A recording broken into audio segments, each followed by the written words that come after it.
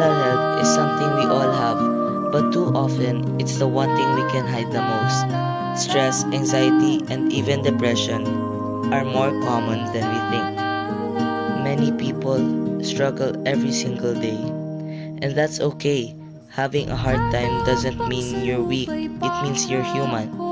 Reaching out for help is not a sign of failure, but of courage.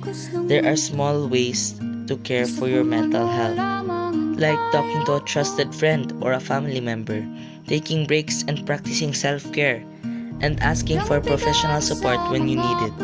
Sometimes, just being there for someone, listening without judgment, can make a significant difference. We all have a role to play. Let's break the stigma. Let's make mental health a normal conversation, just like we talk about physical health. Together, we can create a safe, supportive, and compassionate community online and offline. You are not alone. Saan ako patungo?